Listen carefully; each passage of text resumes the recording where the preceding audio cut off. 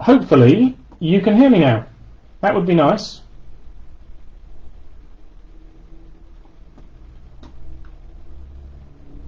Okay, I'm trying to do this again. I went 15 minutes of video with no audio whatsoever. Thanks to Alex for letting me know why it's not coming up on the video on Facebook. I'm mystified. It's incredibly annoying.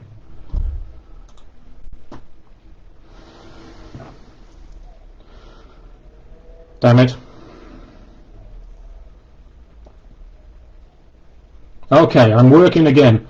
Again, I can't see comments on the. That's so frustrating. I went 15 minutes, pointless waste of time. Okay, I spent a whole time explaining this wet palette, and now nobody could hear me. That was a total waste of my time and yours. So my apologies to everybody who tried to get on board. Hello, Dale. Nice of you to join me. What a complete pain in the neck. Right, let's do some painting. Let's do some painting. Okay, so what I was asking before was I've got this guy here, and he needs an emblem of some sort on his shoulder pad, and I can't decide what it's going to be. So if anybody's got any suggestions, throw them out there. Let me know what you think I should put on there. But meanwhile, I am going to get started working on a second and a third Space Marine, because hey, Space Marines are fun. I don't care what anybody says, they're just a lot of fun.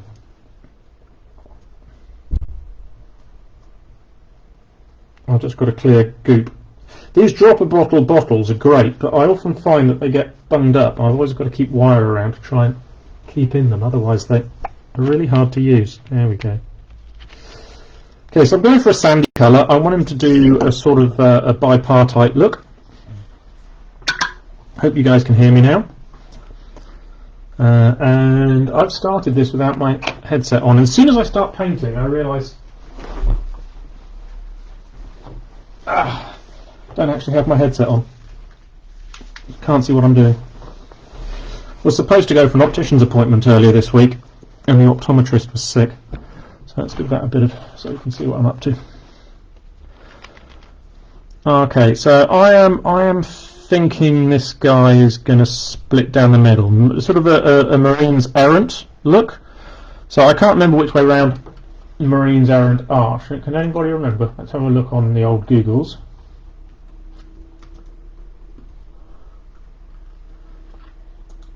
White's on that side. They think white's on that side. That's good. Okay. They think white's on this side here. So we'll just get some white going down. And I can see comments now as well. So that's useful. At least I hope I can. I can see Dale's comment. If anybody else has commented since Dale, I can't see it. Which is just irritating, isn't it?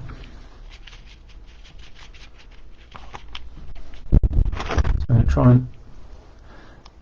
What I'd like to do is do this thing that people do with two cameras. So you have a camera over your palette and then a camera on the miniature itself, because that's what you guys are interested in. And learning to angle these things so that you can actually see what's happening. This is new experience for me. Okay, so while I'm doing this, let's talk about my week. It's been a challenging week this week. I'm in this phase in game development for a small producer that's really nerve-wracking and awkward, and it's made doubly awkward by our lovely government. It's not their fault. I don't blame the government, I hasten to add. Because I'm running up against my deadlines to publish Infinite Dark. It's looking really good. I'm really pleased with how the book looks. I'm just waiting on my cover artist, who promises me that it will be done for the end of the month. So we will see. We will see if there's any joy in that. I've had my other art back, from Tan. Tan has done a fantastic job on 3 interior illustrations, original illustrations for characters in the book. I've got Mike Dosha's art that he has licensed to me for a modest fee. That's liberally sprinkled throughout, and I've got lots of photography. If you've got my Instagram account, you'll have been seeing lots of new photos of spaceships this week, and that is like a fraction of the photos that I've taken. So my plan for this guy is going to be a white half, but a kind of off-white colour.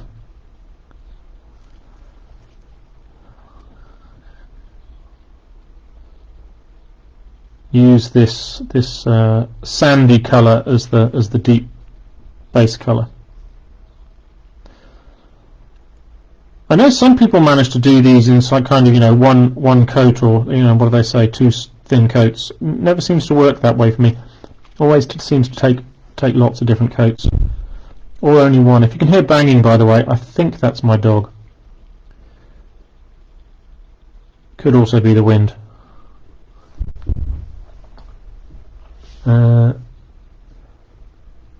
We've got 3 people on, guys. Oh yeah, Alex. Okay, I've got to refresh the comments now and then. Clearly, if I want to see new comments, I've got to refresh my phone. Why I can't see it on the video like I used to be able to, I have no idea at all. Very frustrating. So I've got Alex Paint stuff on here. Alex is a really good painter. In fact, Dale's on here as well. He's a really good painter as well. That's quite intimidating having you guys watching me,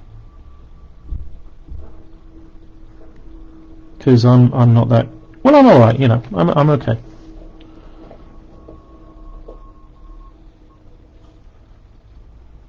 I can just hear my wife just come back outside. She's just come back from getting her jab this week. She was really excited to go and do that. I'm going to leave this knee pad for now because I want to do some heraldic design or something on there. So these guys aren't Space Marines, technically speaking. In the Horizon Wars setting, in the distant future of the Solar Diaspora, or the Great Diaspora, there is a faction called the Star Marine Sodalities. And a sodality is an old word. I love it. It's a great word. It's a synonym for fraternity or sorority, but it doesn't imply either gender.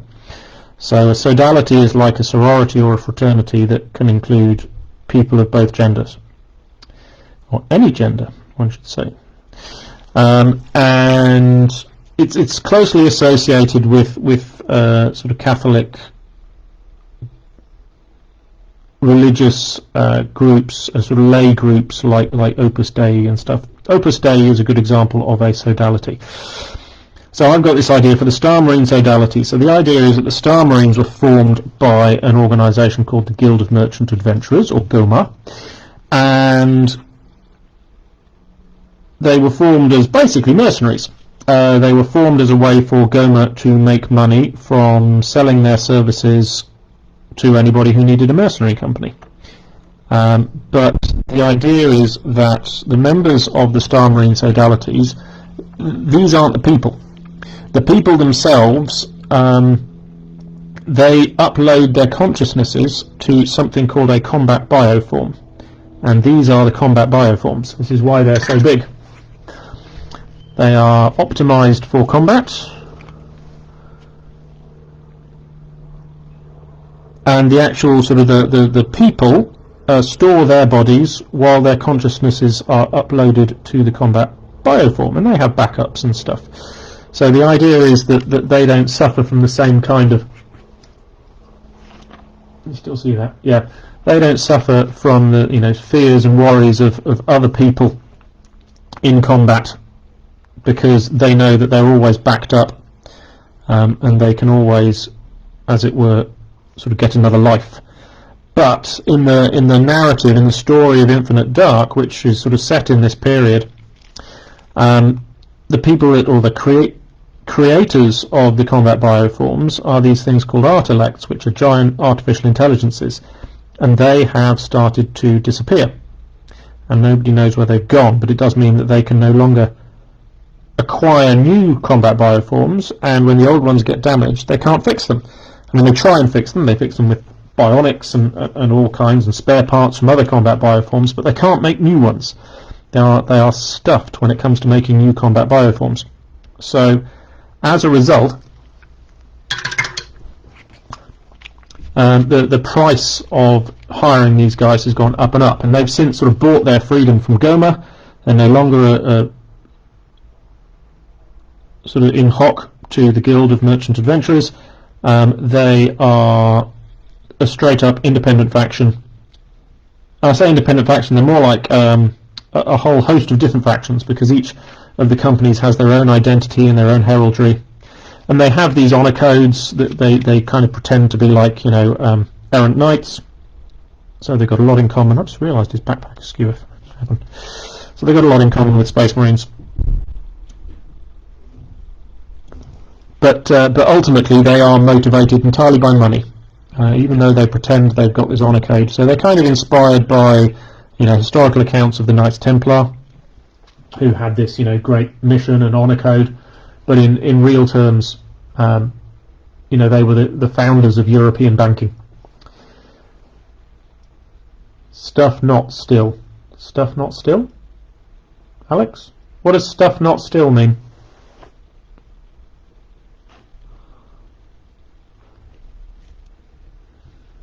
Hope my stuff is just really small so I can cheat. Ah, right, okay, sorry, I didn't realise you had a comment earlier that I missed. Cool. Yeah, so the Sodalities, they're part of the faction of the setting, and they're sort of referred to in the rules because you can upgrade your ship with Marines that makes them more effective when they're performing boarding actions, and that sort of represents the Sodalities. I would like to do, you know, more sort of detailed faction stuff in due course, but I like to wait and see how people engage with the game. You know, that's what I'm doing now with Zero Dark, is just really starting to learn how people engage with Zero Dark. That's all right, Alex, I got them both, I can see it all. Okay. And we'll do the back of his greaves as well.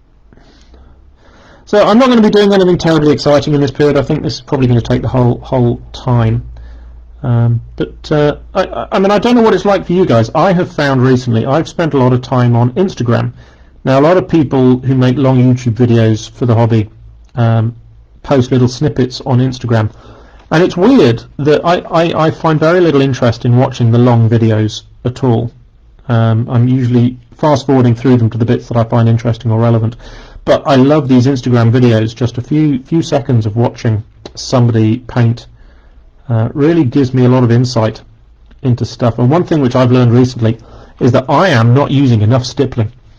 I've used stippling as a technique for years, but I'm not using it right, or I'm not using it to its full potential, I should say. I've recently seen some artists using stippling for different sort of textures of flesh and leather, and that was really eye-opening. And you know, I only need to see a few seconds of somebody doing this technique, and I can instantly go, yeah, now I can connect what you're doing with the outcome that I've already sort of seen in the preview photo of what it all looks like, and it's really interesting.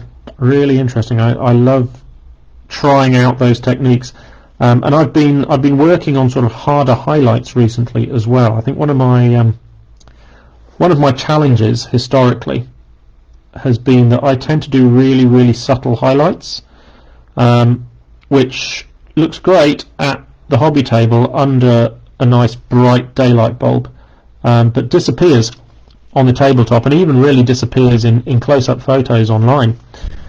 You know, and I think I've kind of underrated myself by doing this very subtle highlighting, and I'm trying to go a little bit harder, a little bit more abrupt, especially in faces. I find faces really difficult. You know, doing an okay face, doing an average face is fine, but really raising my game on faces has been a challenge for me, and I want to try harder to get faces really well done. And having a really good brush, having the wet palette, having the visor, all of that helps enormously for me. I know it's not everybody's cup of tea, but it really does the job for me. and now I'm sort of looking at technique and you know, that watching stippling techniques on flesh that really give it that organic look, that organic finish that flesh really needs, rather than just looking a bit smooth. You know, just looking as smooth and pristine as the armour that he's wearing below his neck. You know, and I want him to look more sort of organic and fleshy on the face, and these stippling techniques really seem to be the way forward on that. I'm not going to be doing any stippling on this guy for ages. I'm going to try and really restrain myself. I'm one of these people that often rushes in and does the face first of all. I don't know what you guys are like, but I often do the face first, and as a result I kind of lose interest in the miniature I've known for years. Oh, hi Adam, nice to see you popping in. What's the big bug you got there? Oh, the big bug. Let me show you the big bug, Ralph. Yeah, hold on a second. This thing. You want to see this baby? This is from Kurosan Miniatures, and it's not yet for retail sale, and John doesn't know if he's going to release it or not.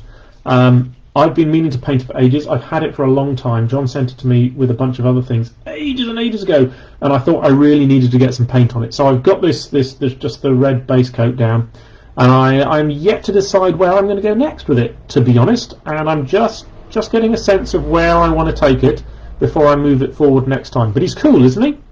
He's really quite funky. Comes in lots and lots of little parts, and he's quite tricky to assemble, and he needed a fair amount of putty to finish him off. But I do think he's a cool mini. I'm looking forward to finding something to do with him. But if you like the look of him, give John a call at Kurosan Miniatures. Tell him you saw the big bug that Roby had at Precinct Omega, and you'd really like one, and ask him to let you know how much it is. And maybe he'll be persuaded to put it into manufacture. Does that answer the question, Ralph? There you go.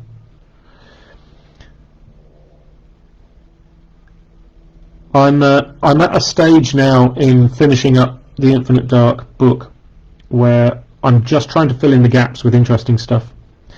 So, having sort of written all of the rules and laid them out and been consistent with my layout, I've got a really nice looking book, but as a result I've been left with a lot of gaps that I've got to fill.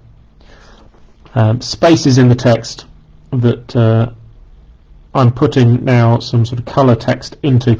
I put a shout out to my patrons this morning to say, you know, tell me the name of an original character or a creation of your own that you'd like to see appear in the Zero Dark setting, and I will write some fiction, and I will just fit them in. Tell me a little bit about your OC, and I will fit them into the setting. You guys who are here on my live stream, if you've got an OC that you'd like to see appear in the Infinite Dark setting, you're very welcome as well. You don't have to be a patron if you're here on the live stream, because I appreciate you.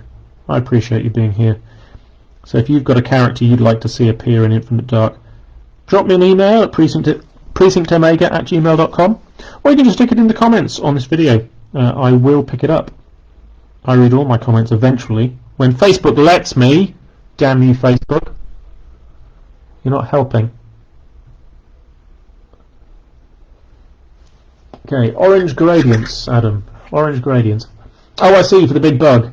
Yeah, well, I was wondering about spots. Need to do a sci-fi door tutorial. Yeah, okay, so I've shown you my sci-fi door. Have you seen this? I'm really pleased with this sci-fi door. I am really quite keen on this. I have got a bunch more doors. I've got a load more doors still to do, so maybe I will do enough that I can actually do a tutorial on it. It's a good idea. There we go. We got Ralph. Good. Ralph got my message. See, every time if I want to see the comments now, I have to go to my phone and I have to update my phone. And this is, I'm perplexed. I'm deeply perplexed. The comments all used to appear on my screen, on my computer. And now for some reason they're not there. It's so frustrating. I can see that there have been comments, but it won't show me what the comments are. Nope, it's not going to do it. Nope, I can't work it out at all. So for those who've joined us a little bit later, I'm painting a Primaris Space Marine. I know I don't often do this, but I do have a few. There's a Patreon-only supplement for Zero Dark called Zero Dark Millennium, which is Grimdark rules. and it includes rules for members of the Star Marine Sodalities and some background for them and who they are and what they do. So I thought I needed to paint some stuff up, because next time I do an update on Zero Dark Millennium, I'm going to add some rules for aliens and that sort of thing. But I wanted to add some photos, and I wanted to sort of put it into a PDF form that's going to be worthwhile sharing with folks. It's going to look really good, because eventually it won't be just Patreon exclusive. Eventually I will release it to the general public, but while it's sort of still in development, I'll just keep it on the Patreon. Speaking of stuff that's only on the Patreon, of course, we are approaching the end of April, which means we're approaching the beginning of May, which means we're approaching May the 4th. Last year I did a May the 4th release for Zero Dark, some supplementary rules for those who like swinging laser swords and using mystical powers. I should emphasize that is absolutely non-canonical in the Horizon Wars universe. The rules are given for the Horizon Wars universe, but they are categorically not canonical. But I've updated those rules for this year. There's some new stuff coming out for May the 4th. If you like bounty hunters, you're going to like what I've got. Those are never going to be published. I'm not that scared of Games Workshop, legally speaking, but Disney scares the crap out of me. So I will keep those Patreon exclusive forever. Although next year, I mean, at the moment they're just basic. It's just text in Patreon. I think next year I will update them in a proper PDF for the patrons. Next May the 4th. What am I going to add next May the 4th? I've done Mystical Knights, done Bounty Hunters this year. What am I going to do next year for May the 4th? Going to need some inspiration. Phone, tablet, computer, cruise. Yeah, okay. Nice door. Sure. Yeah, it is a nice door. Just popping in to say hello, David. Nice to see you. Yeah, dropped a new episode of the podcast this week for the patrons. Everybody else will be out on Monday. Interestingly, today I actually scheduled 2 episodes of the podcast, because earlier this week I got to meet up with a chap called Alex Handley, virtually, I hasten to add. And Alex is a little bit like Adam, who's here on the in that Alex is a 3D designer, but unlike Adam, who is a commission guy, Alex sells his designs as prints through various third-party providers like Shapeways.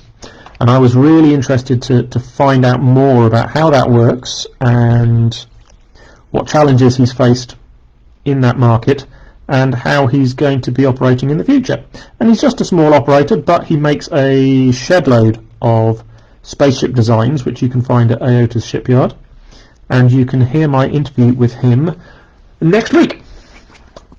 So next Friday will be my interview with him, and I did that this week, and I've already sort of finished up the recording and scheduled it for posting, so I'm feeling pretty smug about that. But given that when I schedule things ahead of time I frequently mess it up, odds are it will go wrong somehow, because I tend to rush everything, try and do it too quickly because I want to move on to something more interesting. Okay, this guy's coming on. I like this colour mix, I have to say. I'm sorry I wasted 15 minutes with a video with no sound, by the way, guys. That was really frustrating and annoying. I was absolutely splitting. Oops. Be about the selling aspects larger. Oh yeah. I mean, if I wanted to talk about the art of design, Adam, I would have asked you to come in for a chat, and I will at some point once our project is further advanced. You and I will have a chat in the podcast and talk about your work. No, it was much more about the commercial side of things. But I was, and basically some stuff came out that that Alex shared with me that really blew my mind about how to cost 3D designs. Well, anyway, I have to listen to it. It was really, really interesting conversation. really sort of prompted some thoughts in my head that I think are going to mature somewhat over the next few months, possibly even years. It was just that kind of conversation. Yeah, no, Alex is nothing like the artist that you are, Adam, I have to say, and I think he'd be the first to admit it. He's very much an engineer. You know, he builds things rather than, you know, being a real sort of 3D creative. It's a very different approach to the discipline.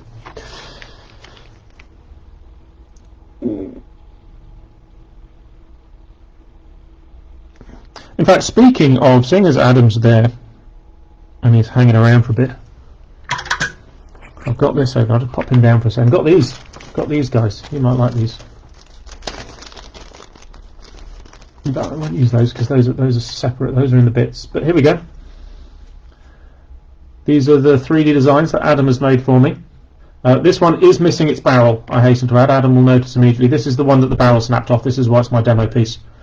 Okay, the others are all fine. But this is one of my 3D designs, and this is, I say my 3D designs, my concepts, Adam's designs. And this one. I love this one. I'm so pleased. I mean, this guy, this is Kurtz. He's cool, but he's just a guy. You know, he's pretty run-of-the-mill vanilla. But I am loving this little lady here. This is Abdallah.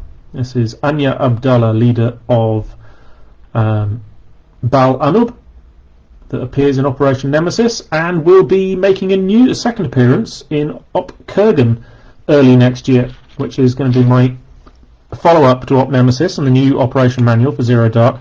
I'm having so much fun writing it at the moment. My patrons are going to get a look at the first mission in Operation Kurgan at the beginning of May. So I've been persuaded by my patrons that I should do a Mission of the Month feature, and my Defense Mech patrons, that's people who back me at $5 and above, they are going to get first sight of the first new mission in Operation Kurgan. And Operation Kurgan is going to be really interesting. There's a big focus on journalists and spies. So in the original Zero Dark book, we've got the MJs, and we've got the spooks, and I'm going to be expanding and building upon those rules from the core Zero Dark book in Operation Kurgan. And I think I've written 7 missions now for Operation Kurgan. There are going to be 12 new solo missions in total, and 6 new versus missions, just like Operation Nemesis. But I've written 7 of the solo missions, and I'll be working on the next 5 over the next few months, and it'll be my patrons, my Defense Mech patrons, are going to get first sight of those. There are also some new rules coming up in Operation Kurgan. Ones that I'm really pleased with are the rules for non-lethal takedowns and for captures. So you can capture enemies who are in certain states. If they're wounded or down, depending on what kind of character they are, they can be captured. And the rules for capturing are going to be released to my patrons as well. It's going to go out in the mission rules for the Mission of the Month, the Defense Mechs, but my heavy elites, the $3 patrons, they're going to get access to some new rules as well, because I love all of my patrons equally. There is a $2 level of patrons. Those guys are just there to sort of get the generic stuff. I'm going to be a little bit more parsimonious. I've kind of shared everything with everybody up till now, but I've looked at my income projections for the next 8 months, and I need more income, so I need more patrons. It's really straightforward. Consider yourself a workman more than an artist. Oh, I consider you an artist, Adam. I consider you an artist.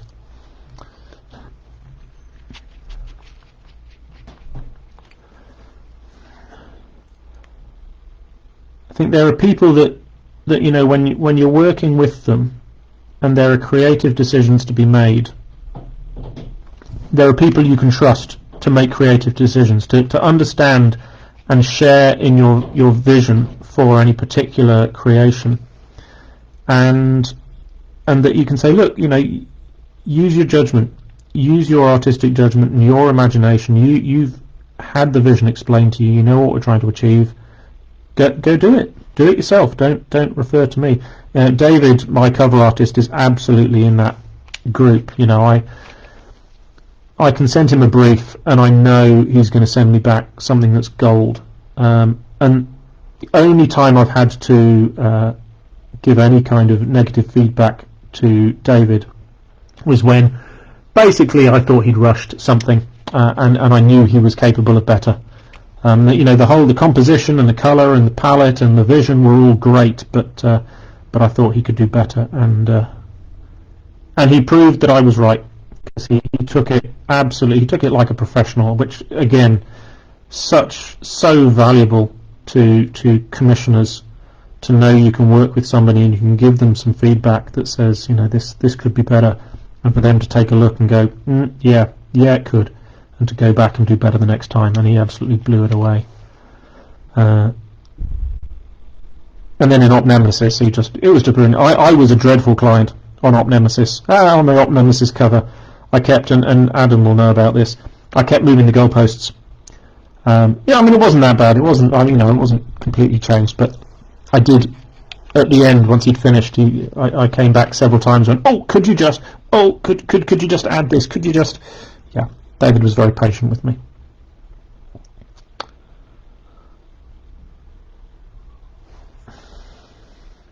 I haven't seen anything more than his sketch so far for Infinite Dark, and I'm so excited to see what he's done, because I was really pleased with my drawing, but there's only so much I can do before my talents reach their limit. So to see what he's done with my sketch and turned it into a painting, I'm so looking forward to it. Apart from anything else, I need it for all my publicity materials, because there's only so much you can do. Got to make stuff look good. It's a big deal in this industry. When you're trying to persuade people that a product is high quality, it's how it looks, weirdly, is more important than how it plays. It shouldn't be, but it is. It's got to look good. It's got to look good, or people won't take it seriously. Look at Ivan and 5 Parsecs. He's just had that picked up and reprinted by Modiphius Entertainment, which is fantastic. It's a great game. You should definitely check it out. But so many people are going, oh, this is great, I should check this out, this new thing from Modiphius. And I'm going, oh, this has been on the market for years. For years people have been saying what a good game it is and that people should try it. But because it was just very basic, it was just very basic, black and white, PDF, simple illustrations, nothing to write home about presentation-wise, people didn't take it seriously. But now Modiphius has published it, they're like, oh, it must be good. Yeah, it's good. It was good before it had the bells and whistles. It would be so much easier if I could publish Zero Dark without the bells and whistles. I like commissioning art. I love supporting and sponsoring good artists. It's part of the reason I wanted to do it. But oh my word, it's money. It's money I don't always have. And my tax year is just finished, so my corporation tax is going to be due. I'm going to be selling off a whole bunch of old miniatures to try and pay my corporation tax without having to dip into the rest of the money that the business has got, because I've kind of already allocated it for things like the project that Adam and I are working on, so I don't want to have to give it to the government.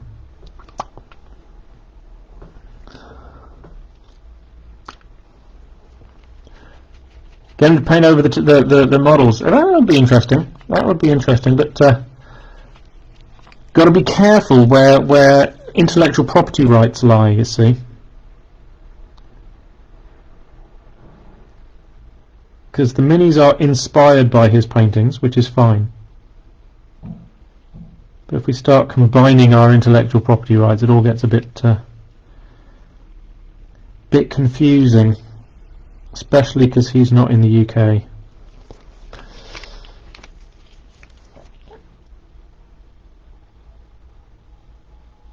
last thing I need is to end up in a competition over who owns what.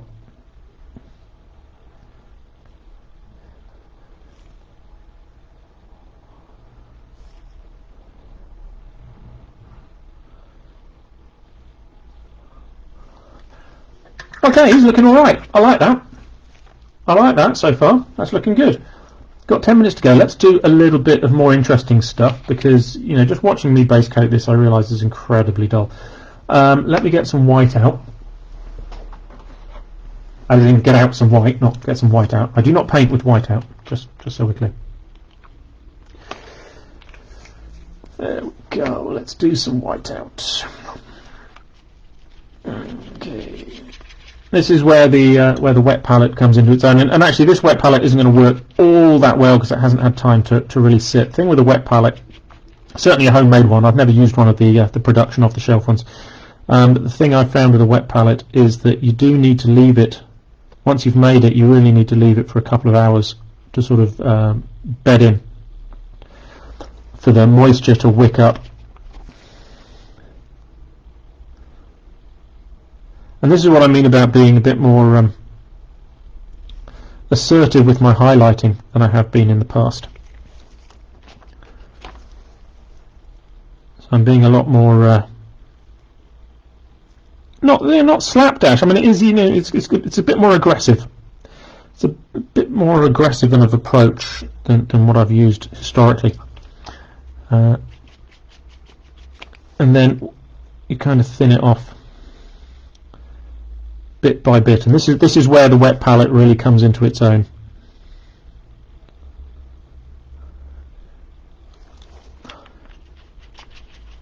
Oh, now I've been painting a while, my eyes have started to go a bit odd.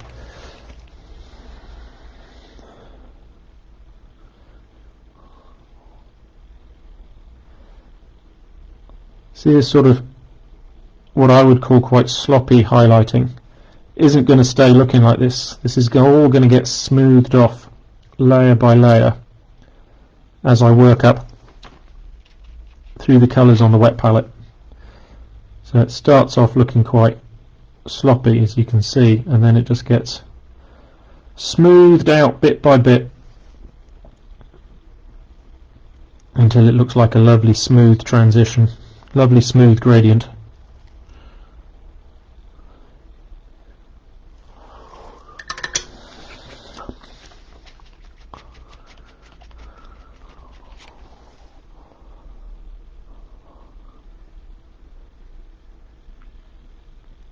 This is what I've been learning from watching these guys on Instagram. I say guys, obviously there's some great female painters on Instagram as well, and some of those have really, you know, they're really bringing the techniques of a fine art educated student, you know, somebody who's been and actually had proper artistic training. See, that one's not gone right. See, I'm still learning this stuff. But they bring a completely different perspective to the hobbyist, I find. And it's not all the girls, you know, it's some of the new particularly Russian painters who've got these fine art backgrounds, really changing how we think about painting miniatures.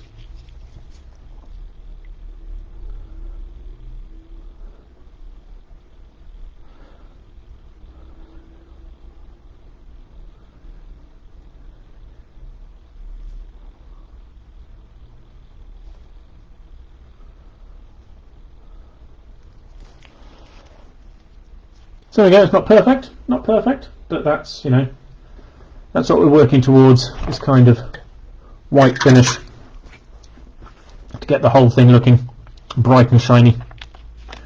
I got 5 minutes, good. I'll do a greave as well then, seeing as we're here.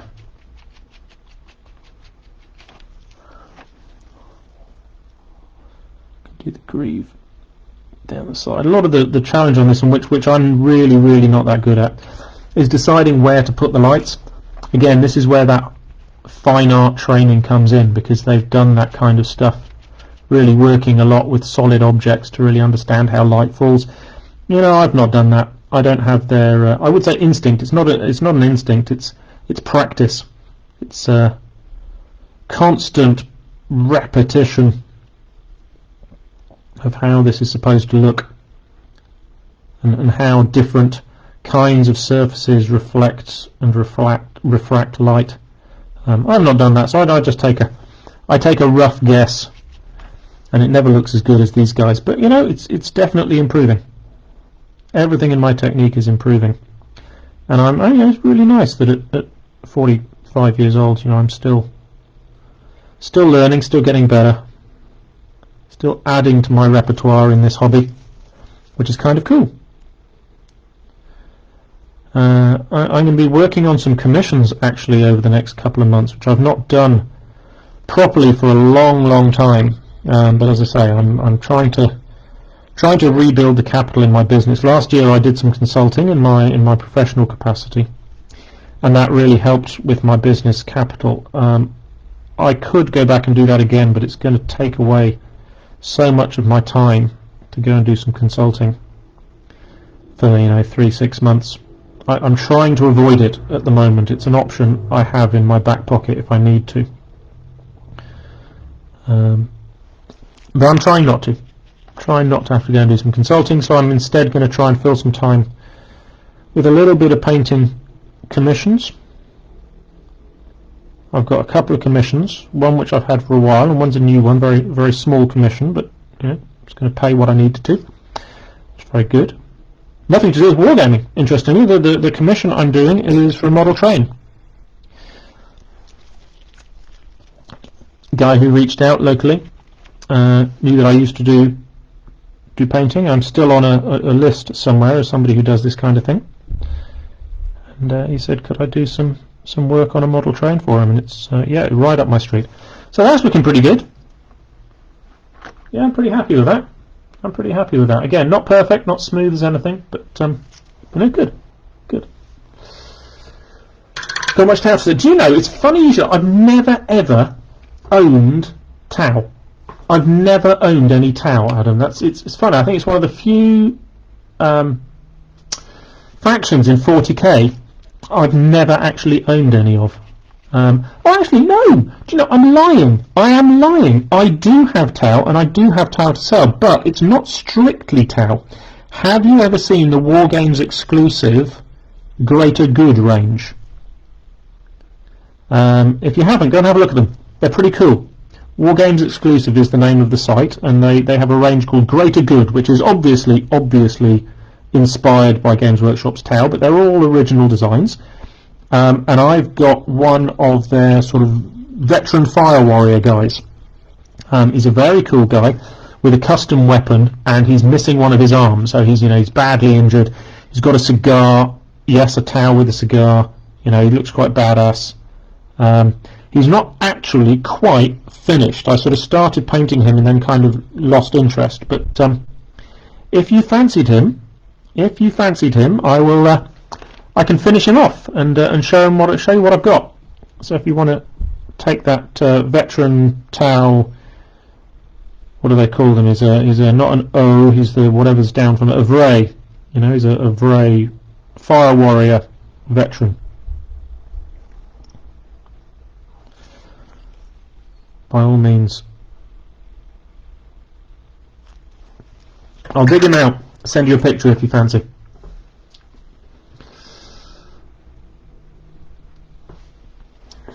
Okay. Yeah, that's coming on really nicely, quite quickly as well. What are we at? We're nearly at 3 o'clock, so we're going to wrap up. Wrap up in a moment. I shall go and see how my wife found her COVID jab. If you are over 44, you should now be eligible to receive your COVID jab in the UK. Please go and get it. It's going to make it possible for us all to get out of lockdown that much quicker, sooner everybody has been jabbed. And I've booked a summer holiday. I've booked an overseas summer holiday, which is optimistic of me. So, obviously important for me that I get jabbed, because it's going to make it easier for me to get into other countries, but it's going to be important for everybody that we all get our jabs done. No, I'm liking that knight errant. He's looking the business, in my opinion.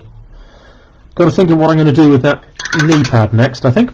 I'm just going to tidy up a little bit of tidying that needs to be done within there.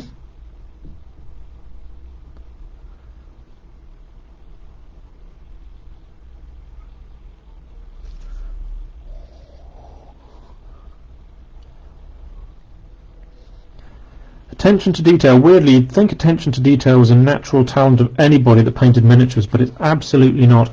It's one thing which I struggle with. I tend to sort of, I do the broad strokes, literally.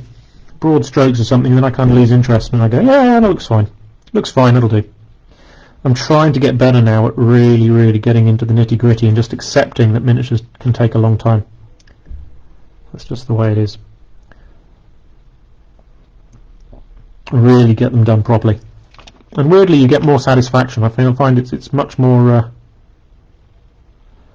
much better emotional feedback from really, really finishing a miniature properly than from half-arsing it and moving on to the next one.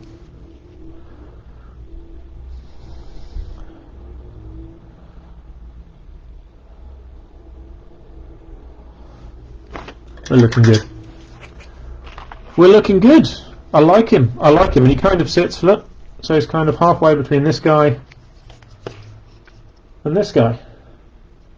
And something I asked earlier is I'm looking for suggestions on the chapter symbol. It doesn't have to be an existing chapter symbol, any kind of heraldic device or military emblem or anything. I'm trying to come up with an idea of what this guy should have on his shoulder.